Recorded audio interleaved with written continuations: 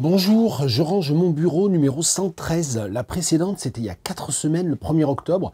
Donc on a commencé le mois d'octobre avec une vidéo interrompue, j'avais eu des problèmes techniques, il y a des livres dont j'ai parlé, il y a 2 livres dont j'ai parlé, et en fait ça n'a pas enregistré, donc toujours un peu compliqué. Donc aujourd'hui je fais la 113, donc on a commencé le mois d'octobre avec une vidéo, on la termine avec une vidéo. Et puis ben, j'ai en fait, si je regarde la pile que vous ne voyez pas, qui est en hors champ, 3, 5, 7, 10, 13, 15, 18, 20, 24 livres, plus une dizaine qui sont là et que j'ai lus il y a maintenant assez longtemps. Et donc, comme en fait, il faudrait, je ne sais pas, 2 ou 3 heures pour écluser la pile, que je ne vais pas avoir le temps, j'ai décidé de faire très vite et de lire juste un extrait de chaque livre que je veux ensuite ranger. Alors, j'ai terminé de lire hier, de relire, parce que c'est ma 3e lecture de ce texte, Mon Plaisant de Patrice Nganang, avec, de façon un peu accompagnée, la traduction allemande et puis aussi la traduction américaine que je n'ai que sur fichier dématérialisé en e-book.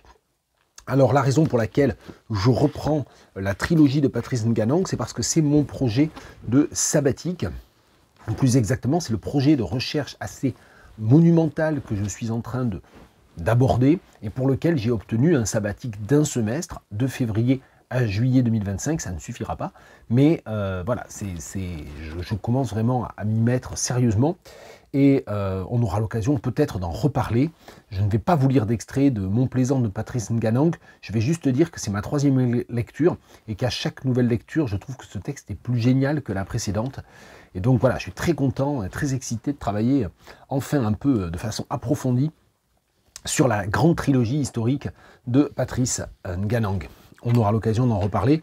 Et ce livre-là, je ne vais pas d'ailleurs techniquement le ranger, mais il va aller sur une étagère particulière qui est consacrée à ce projet de recherche. Alors ensuite, si je prends les livres petite pile par petite pile, livre que j'ai acheté hier et que j'ai lu, que j'ai fini de lire ce matin, dans la collection La Contrebande aux éditions de la Contralée. C'est cette magnifique collection de témoignages ou d'essais de traductrices. Je vais dire traductrices car je crois qu'il n'y a que des femmes non binaires qui ont publié dans la collection jusqu'à présent. Je crois que c'est le 6e de la collection. Et je les ai tous en fait. Stéphanie Lux, des montagnes de questions. Alors, Stéphanie Lux, c'est une traductrice qui, comme d'ailleurs Noémie Grunewald, l'autrice de Sur les bouts de la langue, publiée en 2021, est en quelque sorte une autodidacte de la traduction, ou une quasi-autodidacte de la traduction, parce qu'elle dit qu'elle n'a pas de concours de l'enseignement et qu'elle n'a pas de diplôme de traductrice, parce qu'elle a commencé sa pratique de traductrice il y a une 20aine d'années, à l'époque où les écoles de traduction et les masters étaient beaucoup moins, développés qu'aujourd'hui, mais elle a quand même fait des études d'allemand et depuis quelque temps, elle traduit aussi de l'anglais. Alors, je ne connais pas du tout le travail de traductrice de Stéphanie Lux, mais l'essai est très intéressant, comme toujours dans cette collection, avec aussi énormément de pistes sur des questions qui sont des questions que rebattent un peu tous les traducteurs, traductrices en ce moment, la question de l'invisibilisation des traducteurs, traductrices, la question évidemment des intelligences artificielles, la question du travail en équipe avec d'autres traducteurs, traductrices, mais aussi avec les équipes éditoriales. Enfin, un certain nombre de questions comme ça qui, moi, me traversent beaucoup. Et puis, il y a évidemment tout son travail sur un certain nombre de textes écrits en langue allemande, très contemporains, dans des genres extrêmement diversifiés d'ailleurs, et apparemment, elle a traduit des textes. Alors, le problème de ce genre de livre, avec moi, c'est que ça me donne envie de lire des dizaines de livres supplémentaires, et notamment ceux qu'elle a traduits elle, évidemment, et qu'elle cite, ou des auteurs, autrices qu'elle cite.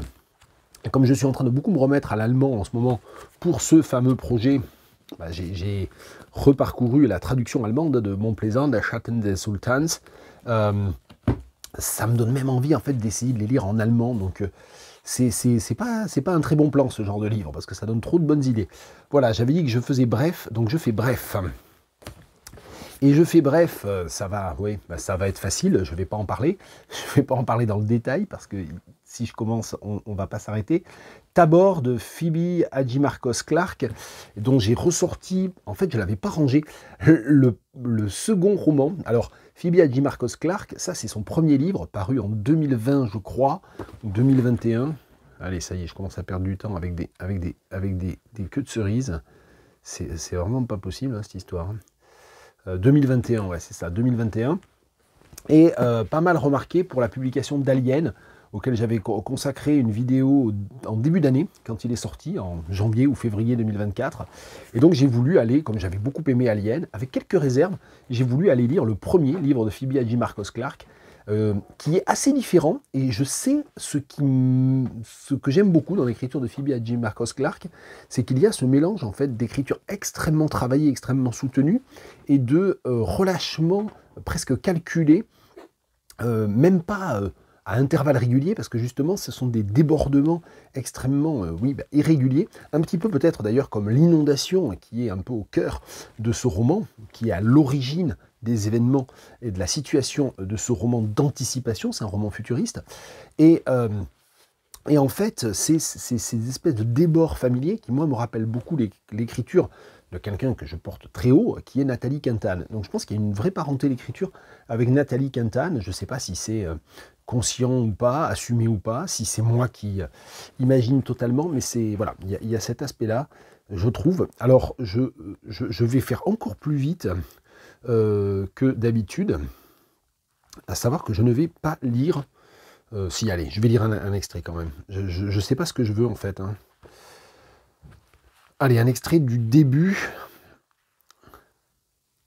Après 3 jours de dérive, il n'y a presque plus rien à boire. Quant à l'eau dont elles sont entourées, elle est certes courante, mais impossible de ne pas penser à l'infinité de choses qui y flottent. Des cadavres en tout genre et des étrons, bien sûr, le genre de truc qui vous file le choléra en 2 secondes. Ou encore des composants chimiques qu'on n'aimerait pas davantage mettre en bouche. Il faut à présent rationner quelques gouttes seulement par gorge et par heure. La nuit est intranquille, comme toujours, traversée de clapotements plus ou moins menaçants, de bruits de voix, animales ou humaines, lointaines ou non, qui sont portés par l'écho liquide. Parfois des raies lumineux, des projecteurs qui fouillent la nuit. Tout est embrouillé par le sommeil, l'obscurité, la confusion inhérente à la situation. Paoli dort peu. Elle se réveille sans cesse et, inquiète, passe la tête par l'ouverture de l'abri du radeau. Elle n'a jamais vu un ciel aussi étoilé. L'eau est noire, reflétant sourdement la pénombre constellée.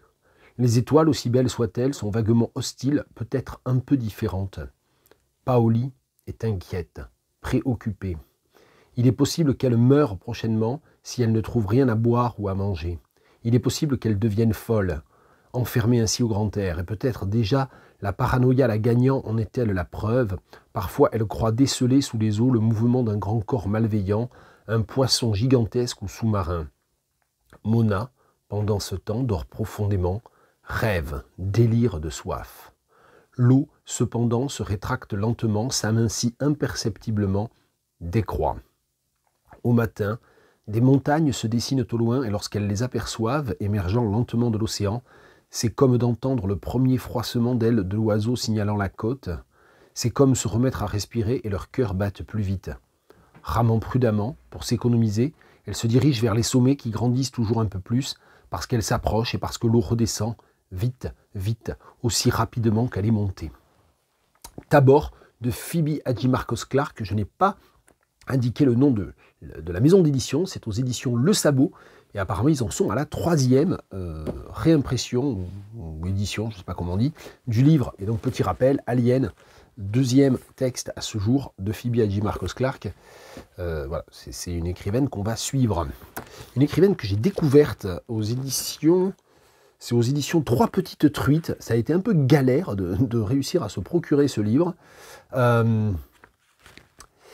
Camille Ruiz, Mon animal, un recueil poétique en 3 parties, extrêmement décontenançant, parce que la première partie est très animaliste, on peut dire. Hein. Ce sont des poèmes autour d'une relation avec un animal de compagnie, avec un chien. Et puis la 2e et la 3e partie, en quelque sorte, dérapent un petit peu, ou déraillent, vers quelque chose qui est beaucoup plus de l'ordre de la mémoire intime, du trauma, en fait. Et c'est en fait très... Je trouve ça, du coup, très fort et très beau. Je vais vous lire un poème de la 3e partie. Pourquoi ne jamais me croire sur parole, me soupçonner toujours de métamorphose? J'étais un bébé, par exemple, je suis devenu un corps. J'étais mon pays de collines, je suis incliné vers la mer. J'étais une langue maternelle, je suis brisé en 3 champs. J'avais des amis, une famille. Dans la maison, désormais, je rôde. et Camille Ruiz, donc, c'est sorti, je crois, cette année, aux éditions des Trois Petites Truites. C'est une maison d'édition qui se trouve dans la Drôme. Voilà, juin 2024. Et je ne sais plus du tout comment j'ai découvert ce texte. C'est via Facebook, je sais, parce qu'après on s'est suivi sur Facebook avec Camille Ruiz. On se suit sur Facebook avec Camille Ruiz. Voilà, ça sera peut-être pas très pratique de le commander, mais enfin j'y suis arrivé. Si j'y suis arrivé, tout le monde peut y arriver. On continue le roman. Je dis le roman parce que, à ma connaissance, c'est son premier roman de Timba Bema, dont j'avais beaucoup aimé Sauver la ville. Il faudrait rechercher, mais dans mes vidéos, j'ai parlé de ce texte. Je crois que j'ai découvert Timba Bema parce qu'il m'a envoyé son livre, en fait. Il a dû faire de la veille, il a dû tomber sur ma chaîne vidéo, sur ma page Facebook, je ne sais pas trop. Et c'est lui qui m'avait envoyé son livre. Et j'avais été... alors, j'aime bien qu'on m'envoie des livres. Hein. C'est bien d'avoir des bouquins gratuitement. Ça n'arrive pas très très souvent en plus pour moi, donc c'est toujours un petit plaisir quand même. Alors évidemment, après, on est toujours un petit peu contraint ou inquiet parce qu'on se dit, bah, il ne faut pas que j'en parle mal, etc. Donc j'avais été vraiment très très content de cette vraie belle découverte parce que Sauver la ville, je trouvais que c'était un très très beau livre. Et donc bah, j'attendais les livres suivants de Timba Bema. Donc là, c'est un roman. Et j'ai été, je dirais pas déçu, mais j'ai trouvé que... pour l'instant, en tout cas, je pense que il est moins grand romancier que grand poète. C'est vraiment un très grand poète pour moi. Et là, ce texte-là, il a des aspects très intéressants. Hein. Il y a des personnages vraiment qui font se poser des questions quand on lit le livre. Hein. C'est un livre intelligent, c'est un livre qui se lit. Hein. Je veux dire, j'ai pas eu besoin de me forcer pour le finir. Ça se lit aussi comme un roman. Mais j'ai trouvé ça un petit peu moins original en fait que ce qu'il fait dans ses poèmes.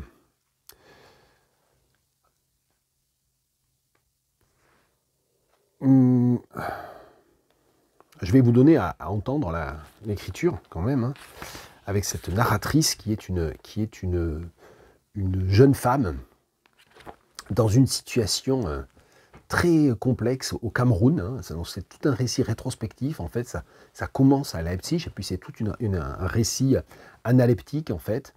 Et c'est une histoire de tragédie familiale dans un contexte un peu de dictature. Soudain, j'eus l'impression de me trouver dans une cuve humide qui se remplissait lentement d'une sorte de mélasse inodore. Je ne pouvais remuer ni les jambes, ni les bras, ni la tête. Seuls mes yeux se baladaient sur la paroi. Déjà, le liquide atteignait mes hanches, mon torse, et me recouvrait entièrement. Je me débattis alors comme une forcenée, et parvins par je ne sais quel miracle à m'en extirper.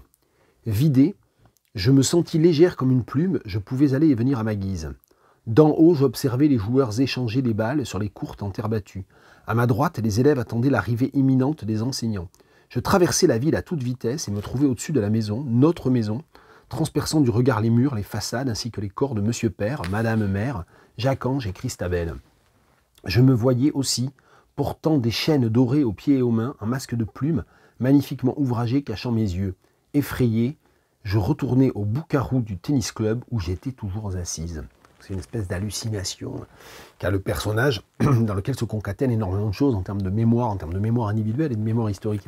C'est un des nombreux très, très, très beaux passages du roman. Je ne veux pas du tout dissuader de le lire ou de l'acheter. Puis bon, moi j'ai pu passer un peu à côté, en part très peu hein, peut-être, mais j'ai pu passer un peu à côté où ça a pu me laisser sur ma faim pour des raisons vraiment plus personnelles.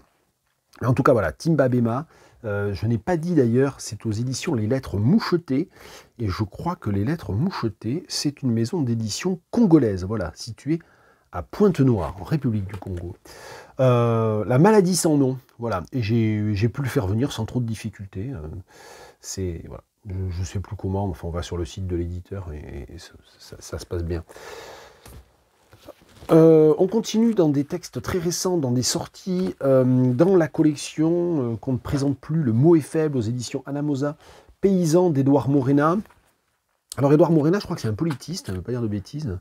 Ouais, c'est un politiste qui travaille au University of London Institute in Paris et qui a consacré sa thèse à la Confédération paysanne. C'est donc complètement normal, je suppose que les éditions Anamosa soient allées le voir ou que ça soit lui qui les ait contactés, j'en sais rien, je ne suis pas dans le secret des dieux, pour faire ce texte sur un mot effectivement extrêmement chargé, le mot paysan. Alors tout l'arrière-plan historique est très intéressant, j'ai appris plein de choses, j'ai corné plein de pages, comme souvent avec les éditions Anamosa, avec cette collection-là. Alors je vous rappelle, la collection Le mot est faible, c'est des petits livres à, je sais plus, à 9 €, qui en 70-80 pages font une synthèse critique d'un concept et d'un mot, ou plus exactement d'un mot, et de la multiplicité de concepts ou de problèmes historiques et politiques qui peuvent y être rattachés. Et comme toujours, hein, il y a des... Comme ça, c'est la maquette qui est comme ça, c'est-à-dire il y a des phrases clés qui sont reprises dans le sens... enfin, je ne sais même pas comment dire, enfin, il faut retourner le livre pour les lire. Là, je suis en train de le retourner dans le mauvais sens, donc c'est super. Voilà, donc j'ai corné plein de pages et je vais juste vous lire la fin, comme ça je vous aurai spoilé la chose. Et bon, comme toujours, hein, c'est aussi des textes qui s'appuient sur un très grand nombre de sources, donc ça veut dire aussi que ça permet à des spécialistes de partager, hein, évidemment, leur expertise. Dans un article intitulé Farewells to the Peasantry et publié en 2003, Henry Bernstein, anthropologue britannique spécialiste de l'Afrique subsaharienne, déclare qu'il faut dire adieu à la paysannerie et donc au mot peasant. Il estime en effet que le mot peasant est anachronique dans le capitalisme actuel, qu'il exprime un désir idéologique et donc qu'il obscurcit plus qu'il n'éclaire. Le mot peasant, nous explique-t-il, n'est pas neutre. Dans son usage courant, mais aussi dans de nombreux travaux scientifiques, il renvoie quasi systématiquement à des qualités supposées, réciprocité, égalitarisme, harmonie avec la nature, logique de subsistance, et à des logiques internes, non capitalistes, centrées sur le foyer, la famille et la communauté, qui seraient propres à la paysannerie. En insistant sur ces qualités et logiques supposées, on minimise, voire on néglige, les contradictions, tensions et ou conflits qui traversent la population agricole à différents niveaux et selon différents critères. Classe, emploi, fonction, genre, ethnicité, âge, éducation, mais également les individus qui la composent. À l'image du mot anglais peasant, le mot paysan renvoie aussi à des qualités, à des logiques particulières qui, comme nous l'avons vu, ont été historiquement forgées par des non-paysans. Et là, évidemment, c'est la conclusion du livre, donc évidemment, il reprend des choses qu'il a démontrées avant. Comme peasant, le mot paysan obscurcit les différences, les tensions et les rapports de domination qui ont historiquement traversé la population agricole. Il invisibilise les salariés agricoles, les travailleurs migrants, les femmes, les non-humains. En bref, il ne permet pas de saisir véritablement les transformations passées ou en cours dans nos campagnes. J'irais même jusqu'à dire qu'il constitue une barrière à notre compréhension de ce qui s'y trame et donc à notre capacité d'agir. Il n'a aucune valeur analytique. Et les tentatives successives pour lui en donner une n'ont fait que brouiller un peu plus la frontière entre fantasme et réalité. Alors je ne continue pas de vous lire la conclusion, il y a encore une page et demie, mais c'est pour vous dire, en fait, que c'est ça qui est assez inattendu quand on lit le livre, c'est qu'il présente de manière extrêmement fouillée, analytique, les ins and outs, si vous voulez, du mot, et chose un peu inattendue, il termine en disant qu'il ne faut pas utiliser ce mot, qu'il faut cesser d'employer ce mot, que ça n'est pas un concept opératoire ou opérationnel. Et je trouve ça très intéressant, et la démonstration est vraiment magistrale. Donc ça s'appelle paysan, un mot qu'il ne faut plus employer. Et c'est aux éditions Anamosa, toujours. Dans la série de mes lectures sud-africaines, je continue d'aller piocher régulièrement dans la pile de livres d'occasion que j'ai ramené de mon séjour en Afrique du Sud en avril dernier. Et donc là, c'est Flashback Hotel. Ce sont 2 recueils en fait de nouvelles publiées dans les années 80 par Ivan Vladislavich. Ivan Vladislavich, il y a plusieurs romans de lui que j'aime vraiment énormément, notamment The Restless Supermarket, qui est vraiment génial. Et là, les nouvelles, bon, je ne les ai pas toutes lues, hein, pour être extrêmement honnête, mais j'ai été un petit peu déçu peut-être par. Bon. Mais il y en a une qui est vraiment, enfin, que je pense qu'il va me rester en tête, c'est The Book Lover, qui est une histoire un peu aberrante d'un narrateur qui se met à collectionner tous les livres d'occasion qu'il peut trouver ayant appartenu à la même personne et qui finit même par se lancer dans une enquête sur l'identité de cette personne, qui était-elle, pourquoi s'est-elle débarrassée de ses livres, où vivait-elle, etc. etc.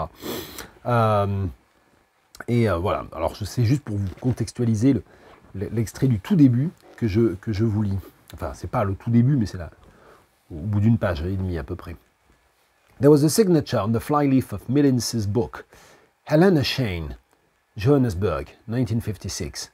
I'd seen that light and airy hand somewhere before, with its buoyant loops and windswept ascenders.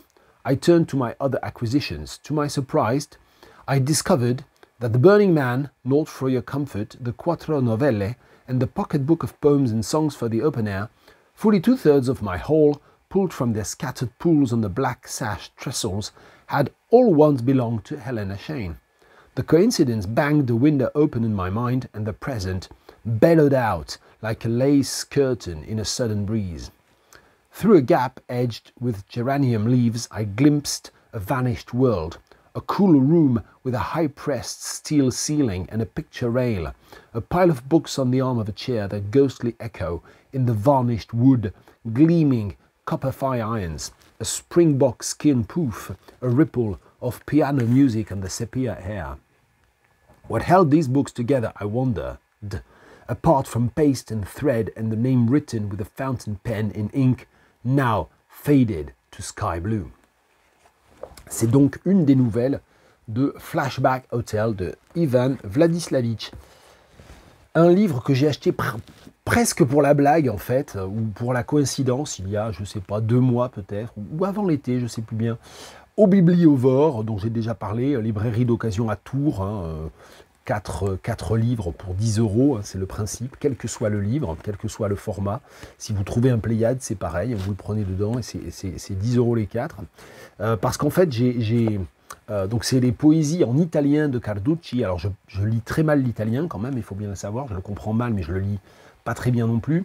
Mais en fait, c'est une plaisanterie parce qu'en fait, j'ai regardé le livre, je l'ai ouvert, et il s'est ouvert à la page d'un poème qui est cité dans une de mes chansons préférées de Franco Battiato, qui est Frammenti, et Frammenti de Franco Battiato, qui est une de ses chansons de jeunesse, ça date de 1980 je crois.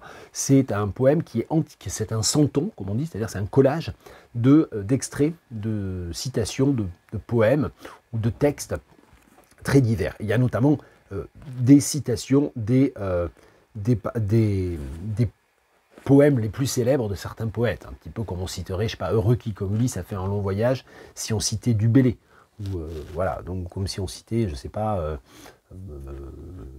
bon, je sais pas, le vers le plus connu de Verlaine, le vers le plus connu d'Apollinaire, voilà, sous le pont Mirabeau coule la Seine, enfin, voilà, ce genre de choses.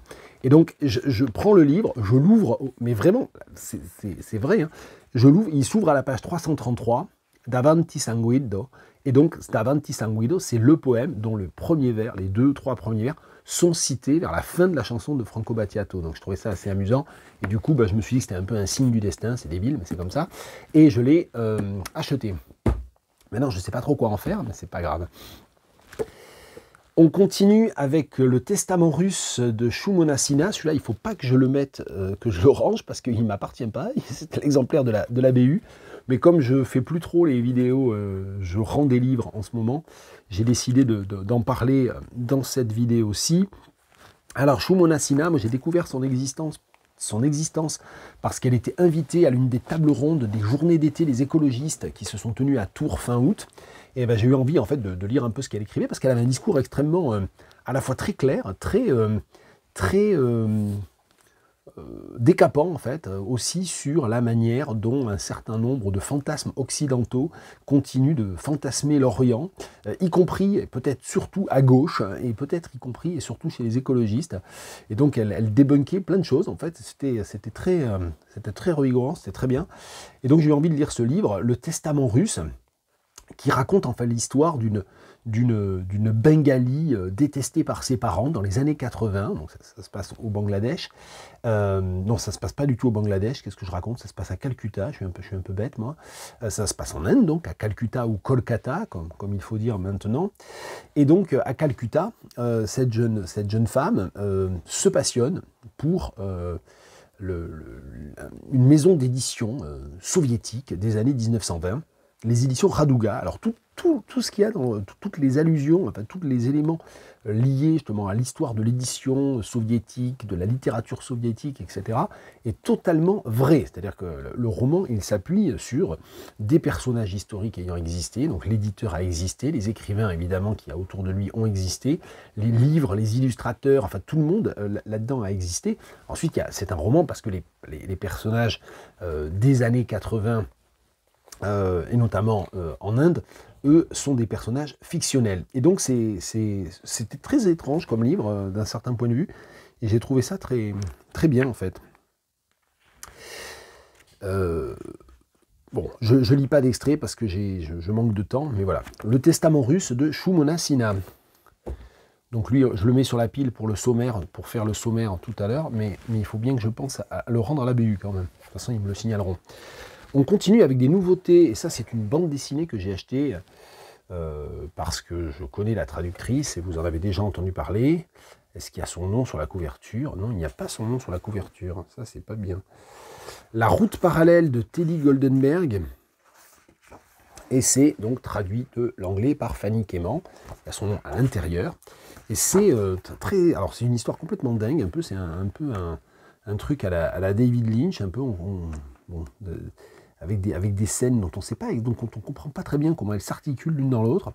L'univers graphique est très singulier, je pense. Enfin, je ne suis pas très doué, moi, en roman graphique, et je n'ai pas une grande culture en bande dessinée, mais ça fait un petit peu penser à certains comics des années 50-60, et puis je pense peut-être qu'il y a toute une école, peut-être aussi...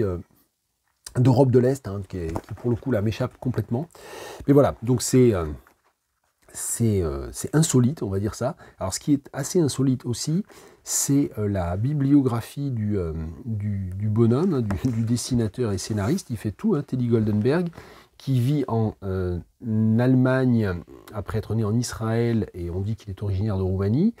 Mais dans la bibliographie, en fait, il y a une dizaine de titres qui sont tous autopubliés. Donc c'est un peu presque tous autopubliés. Il y en a un autre aux éditions fidèles également. Voilà. La route parallèle de Teddy Goldenberg, traduit par Fanny Quément.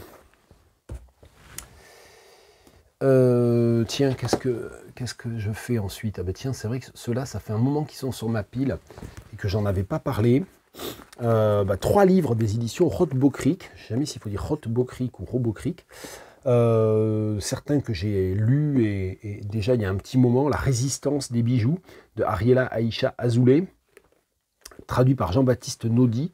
J'ai acheté ça à sa sortie. En fait, j'avais pas du tout vu que c'était traduit de l'anglais à l'époque. Voilà, c'était l'an dernier. Et c'est un texte très étrange en fait, et très fort d'un point de vue post-colonial. Le sous-titre, c'est Contre les géographies coloniales. Et c'est très intéressant parce qu'en fait, il y a toute une réflexion sur en quelque sorte l'arabité des Juifs et la judéité des Arabes. Et donc c'est un texte qui mêle la poésie autobiographique, la théorie politique.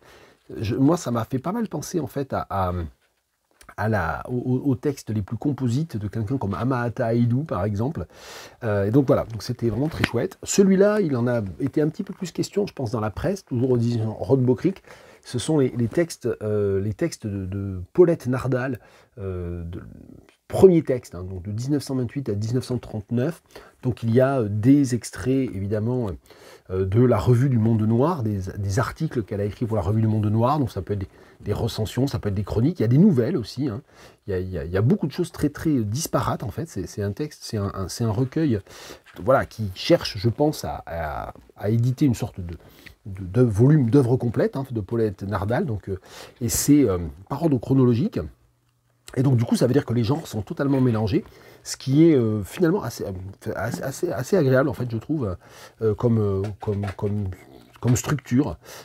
Et puis je pense que c'est vraiment très intéressant pour les personnes qui vont faire des recherches ou qui font des recherches sur Paulette Nardal. Ça préserve cette chronologie.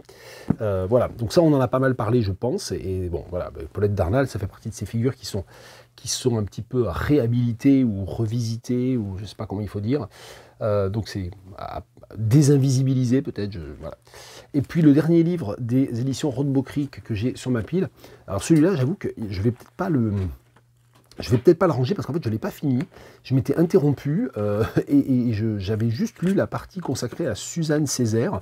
Donc c'est Imaginer la libération d'Annette Joseph Gabriel, des femmes noires face à l'Empire, et dans laquelle elle étudie, alors attendez que je compte, 7 figures de penseuses et militantes noires qui ont été actives au milieu du XXe siècle, donc au moment dans des combats évidemment indépendantistes, décoloniaux, etc. Et c'est vrai que au moment où... Et là c'est également traduit de l'anglais par Jean-Baptiste Naudy, et je crois que c'est un des co-éditeurs des éditions Rothbau Crick aussi, puisque c'est une maison d'édition un peu collective. Et voilà, donc j'ai pas du tout continué la lecture de ce livre, je m'étais interrompu. Et voilà, donc il reste un peu en suspens. Mais voilà, je voulais en parler comme je faisais un petit moment Rothbau Crick, je voulais en parler à cette occasion-là. Petite interlude, alors. Ouais, parce que comme j'ai peur qu'il m'arrive la même chose que la dernière fois, je vérifie que ça enregistre toujours. Parce que c'est déjà un peu fatigant de parler plus ou moins dans le vide. Mais si en plus je parle vraiment totalement dans le vide, c'est un petit peu ralent, on va dire ça comme ça. Je poursuis avec le premier livre, je crois, de Jeanne Sautière, Fragmentation d'un lieu commun, qui date de 2003 et qui avait été repris, c'est aux éditions Verticales, qui est repris dans cette collection de poches des éditions Verticales. Et du coup, il est, je sais plus, pardon, cette re-interlude, cette fois-ci pour boire un coup, ça c'est merveilleux. Ah, il y a la gorge qui picote, c'est la saison. Je disais donc, oui, c'est le premier texte de Jeanne Sautière, Fragmentation d'un lieu commun, qui est une série de 100 textes, je crois. Oui, c'est ça, de 100 textes qui se suivent, et qui ont tous pour thème, pour point commun, de parler de son expérience d'éducatrice pénitentiaire. Et donc, ce sont des portraits, ou ce sont des moments, ce sont comme ça des instantanés, ou des fragments, de fragmentation d'un lieu commun, avec évidemment ce travail sur la question du lieu commun dans ces deux sens principaux. Mais je pense qu'en fait, dans un des deux sens principaux, il y en a à nouveau deux, ça se re-subdivise, puisque la prison est un lieu, effectivement, de vie en commun. C'est un lieu banal au sens où c'est un lieu dont tout le monde connaît l'existence, mais ça n'est pas du tout un lieu commun au sens où effectivement il n'est pas ouvert à tout le monde. Donc il est fermé pour ceux qui y sont enfermés, bien entendu, ça va sans dire. Donc je pense qu'il y a une forme aussi de travail ironique sur cette expression de lieu commun, et c'est un livre que j'ai bien aimé aussi. Donc je suis en train de lire un peu l'œuvre de Jeanne Sautière à rebours, parce que je l'ai découverte il y a quelques années, j'en avais parlé. Donc ces deux derniers livres, dont le tout dernier qui est sorti il y a vraiment très peu de temps, je crois que j'en ai parlé dans la dernière ou l'avant-dernière vidéo où je range mon bureau. Et donc là je fais un petit travail à rebours, puisque il y a quelques temps aussi j'avais lu Nullipare, qui est un autre de ses textes un peu plus anciens, je crois que c'est son deuxième livre. Voilà, donc je fais ce travail un peu à rebours. Fragmentation d'un lieu commun. Alors là, la pile des livres dont je vous ai parlé commence à m'empêcher d'accéder à la pile des livres dont je ne vous ai pas encore parlé. Mais je vais me débrouiller. Alors, là on va arriver à des livres dont j'ai parlé la dernière fois et ça n'avait pas été enregistré. Il y avait Après le cocktail de Tess Schlesinger, traduit et préfacé par Fanny Quément, avec cette petite bizarrerie aux éditions Payot Rivage, où ils ont mis en couverture préface de Fanny Quément, donc il la signale comme préfacière. Mais sur la 4e de couverture, il reprécise bien qu'elle est aussi la traductrice, donc ça c'est un peu curieux. C'est un texte très j'allais dire belle époque, non, très Roaring 30s ou Roaring 20s, mais avec un côté post-dépression, qui est, donc voilà, Tess Schlesinger, qui est une écrivaine qui est morte à 40 ans, je crois, qui qui n'est pas très connue, je crois qu'on peut le dire, qui a écrit un roman inédit en français. Je crois que c'est le premier texte d'elle traduit en français, donc c'est une espèce de longue nouvelle, un portrait très satirique en fait de la société new-yorkaise après la dépression, avec ce personnage de femme complètement oisive, qui ne sait pas trop quoi faire, comment occuper sa vie, et qui décide d'organiser des cocktails où elle va recevoir et mettre à l'honneur à chaque fois un écrivain ou une écrivaine différente.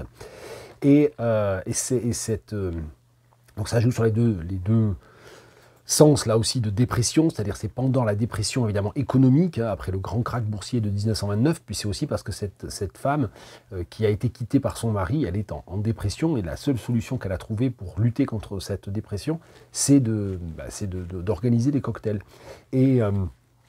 Et donc ce personnage, bon, c'est très satirique parce que en fait, ça essaie de démontrer que tout le milieu littéraire qui est décrit est complètement superficiel et complètement creux. Et c'est fait avec beaucoup d'humour aussi, avec un portrait un petit peu aussi alors, c'est un peu allusif, mais elle a une espèce de bras droit, de femme qui organise absolument tout merveilleusement, qui sait exactement quand il faut envoyer les invitations, à qui il faut écrire, qui suggère les personnes qu'il faut inviter. Et c'est quand même une forte suggestion quand même de couple lesbien aussi. Donc je pense qu'entre les lignes, il y a aussi un côté femme abandonnée par son mari, mais bon, là, donc il y a un côté aussi... alors là, pour le coup, beaucoup moins évident que la satire du milieu littéraire, mais il y a aussi une critique en creux de l'hétéropatriarcat, comme on ne disait pas à l'époque de Tess Schlesinger. Voilà, c'est traduit par Fanny Quément, ça coûte 7,50 €, c'est chez Payot Rivage. Et c'est là encore une nouveauté. Et puis, on continue dans les livres parus en 2024, je parle que de livres parus en 2024, ou presque. Le dernier livre de Dominique Mens, qui est un de mes écrivains fétiches, et qui donc continue à publier désormais aux éditions Poncerc, après avoir longtemps publié chez Alia et chez POL, ce texte, Pêche à pied, qui est fait de notes de lecture, et c'est complètement foutraque, hein, mais c'est... alors, j'allais dire comme souvent chez Dominique Mens, non, parce que quand même dans Ornithologie du promeneur, il y avait une structure que l'on retrouvait, qui se dessinait au fur et à mesure. Mais là, j'avoue que s'il y a une structure qui se dessine au fur et à mesure, elle m'a échappé. Mais voilà, ça se lit, j'allais dire ça se lit très bien. Ça se lit très bien quand on aime ce type d'écriture. Moi, j'aime beaucoup. C'est bourré d'humour. Bon, c'est très, très intello quand même, il faut bien dire ce qui est, parce que c'est... Il y a du grec, il y a de l'allemand, il faut que je recherche quelles sont les images, voilà, c'est ça. Il faut quand même que je cite le dessinateur Jim Skull. J'ai fait aucune recherche sur ça, mais c'est en fait des mises en images d'extraits de la traduction de Zoo de Klebnikov, de Velimir Klebnikov. Je veux toujours dire Vladimir Klebnikov, mais c'est Velimir. De toute façon, comme je dois très mal prononcer Klebnikov, c'est pas très grave. Et donc voilà, Mens, en quelque sorte, place en intervalle de ses propres textes ses dessins et ses graphies orales, c'est comme ça que c'est nommé, de sa traduction en cours de Klebnikov par Jim Skull. Voilà. Donc, alors, est-ce que j'avais... Oui, j'ai corné les pages. Là, je vais vous en lire quand même, que vous ayez une petite idée, que ça vous donne envie de le lire, ou pas, parce que j'ai conscience d'avoir des goûts un peu spéciaux sur le coup. Plagiarism, plagio, plagia. So called, here you are again. Supuesto, ya estas otra vez. Soi-disant, tiens, te revoilà, toi, rédigea il y a un bail un long rapport sur le second congrès ornithologique international tenu à Budapest en mai. Il a mentionné dans ce travail d'intéressantes explorations ornithologiques organisées en faveur des congressistes et résume ici pour nous son excursion au Kis-Balaton, devenue réserve nationale hongroise 60 ans plus tard, il y a 70 ans. Le 21 mai au soir, après une excursion au lac de Vélance, quelques congressistes, dont So-Called, quittent la gare de Dinies et montent dans le wagon qui leur est réservé. Le lendemain, dès 5 h du matin, les voilà à Castelli, charmante petite ville de la Hongrie méridionale. Le bourgmestre, le curé, les conseillers et un certain nombre de fonctionnaires les attendent, malgré l'heure matinale, pour leur souhaiter la bienvenue. Les voitures sont prêtes, chacun la sienne, avec un compagnon de route parlant sa langue. Les maisons sont ornées partout des couleurs nationales, rouge, blanc et vert. C'est probablement la première fois qu'une ville entière se pavoise en l'honneur de l'ornithologie. Supuesto et ses camarades ornithologues la traversent au grand trot de leurs chevaux et en 20-25 minutes franchissent la distance qui les sépare des bains de Hevis où les accueille la comtesse Tassilo Festetis de Tolna. Chacun dispose là d'une suite complète ou vite se préparer à l'excursion du Kisbalaton. Après un assez long trajet en voiture, arrivé vers 9 h au lac, ils y trouvent chacun, là encore, un bateau et un batelier. On conduit d'abord soi-disant, à sa demande, vers un grand massif de roseaux où niche une colonie de grandes aigrettes. Ils visitent ensuite 2 autres colonies, l'une de spatules et l'autre d'ibis falcinelle. Les premières avaient établi leur nid sur les roseaux courbés ou cassés à la façon des hérons. Ces nids, assez rapprochés les uns des autres, contenaient tous 3 ou 4 œufs. Les falcinelles, qui en étaient assez peu éloignés, nichaient également les uns près des autres, mais leurs nids, composés surtout de joncs et de roseaux, étaient construits presque au niveau de l'eau. Leur ponte était également composée de 3 et 4 œufs, d'un superbe vert bleu bien plus intense que celui qui colore les œufs de héron. Son batelier le conduit ensuite auprès d'une grande et bien intéressante colonie de hérons cendrés, pourprés, crabiers et bioraux, qui nichent les uns près des autres et paraissent vivre en parfaite intelligence.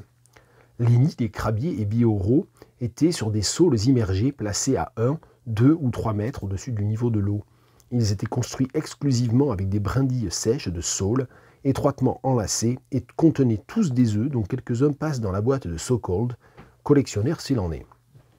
Par son importance et sa réunion, cette colonie lui en rappelle une pareille qu'il a visitée beaucoup plus jeune encore au lac Fetsara en Algérie.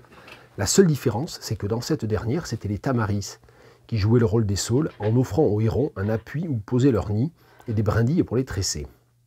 Supuesto traverse ensuite rapidement une partie du lac, sans roseaux, où un grand nombre de canards, de grèbes, de mouettes et de sternes s'ébattent à l'aise sans attirer son attention car il désire surtout étudier sur place les passereaux aquatiques du pays, des plus rares, particulièrement la lucignole à moustache, et quelques autres espèces qu'on ne rencontre nulle part ailleurs en Europe. Je trouve d'abord, écrit-il, des mésanges à moustache dont le nid est profond et suspendu dans les roseaux, comme celui des becs-fins aquatiques. Elles débutent seulement leur ponte, puis des locustelles ordinaires et quelques autres espèces communes. Enfin, la lucignole, qui est si farouche qu'on ne l'aperçoit que bien rarement, et seulement lorsqu'elle grimpe au sommet des roseaux pour y lancer son cri strident. Soi-disant se démène, cherche vainement le nid de cette dernière ainsi que celui de la riveraine, dont il ne voit qu'un individu. So-Called croise plusieurs fois des phragmites, trouve bien des nids de lucignoles, mais désespérément vides, à l'exception d'un seul contenant 4 jeunes oiseaux prêts à prendre leur vol.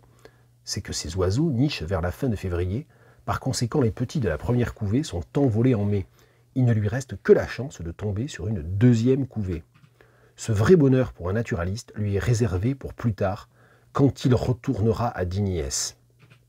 Hélas, l'homme ne vit pas seulement d'études scientifiques, son batelier vient de lui donner un de ces petits pains qui sont la base de la nourriture du paysan hongrois d'un diamètre de 6 à 7 cm sur une épaisseur de 4. Il ressemble assez à un jeton de tric-trac, préparé à base de farine de seigle, peu levé, frais, acidulé, sans croûte, en somme assez agréable, mais l'estomac des uns et des autres, ornithologues ou non, gronde, ouf, ils gagnent une île où le déjeuner les attend. Et je m'arrête là, la scène continue encore 1 ou 2 pages. Je ne dirais pas que c'est caractéristique du livre, parce qu'en fait, ça change de style et de genre et de motif à peu près toutes les 3 pages. Pêche à pied de Dominique Mince, le mieux c'est d'aller y voir si ça a piqué votre curiosité. Ah, après j'ai des livres dont j'avais parlé et dont et je m'étais fait couper la chic, donc c'est super. Ouais, je regarde, je m'en sors pas. Je vais juste, le dernier livre dont je vais parler aujourd'hui, puis après les autres, eh bien, faudra faire des vidéos un peu plus souvent que toutes les 4 semaines. Géry l'étang, la désapparition. C'est un texte publié aux éditions Projectile en 2022. Et je vais clore par une lecture. Alors c'est un roman. Hein. Alors c'est un roman, que je dise pas de bêtises. Géry l'étang, il est martiniquais. Voilà, je voulais pas dire de bêtises. Et j'avais jamais rien lu de lui, donc c'était l'occasion. Au bout d'une nuit pénible, traversée de vieux rêves, d'insomnie, la Chabine fit face à l'aurore. Se redressant sur sa couche, elle surprit une inconnue qui l'espionnait. Était-ce la guillablesse des contes d'antan, celle qui, de l'émeraude incandescente de son regard, plongé Jean Mal en débordation. « Vous êtes qui ?» s'écria-t-elle en bondissant sur ses pieds et le parquet d'en trembler. Étonnamment, la créature fit de même. À cet instant, la chabine réalisa qu'elle était en train de fixer le miroir de sa chambre, et si elle ne s'était pas reconnue, c'est que le bleu ciel de sa peau s'était métamorphosé en couleur plus soutenue. Elle poussa cri de rageaison, entreprit de se frotter fiévreusement le visage, les bras, en vain. Elle se mit alors à défoncer le miroir, insensible aux entailles que le verre infligeait à ses poings. « Hors de ma vue, reflet diabolique !» Se retournant, elle se vit tout aussi bleue dans la baie vitrée de son patio. Là, telle une karatéka déchaînée, elle la brisa en un fragment, ce qui alerta le voisinage. C'est le début d'un chapitre, et je m'arrête là, faute d'énergie et de temps. On a fait une petite pile, il faudra continuer. À plus tard et bonne semaine.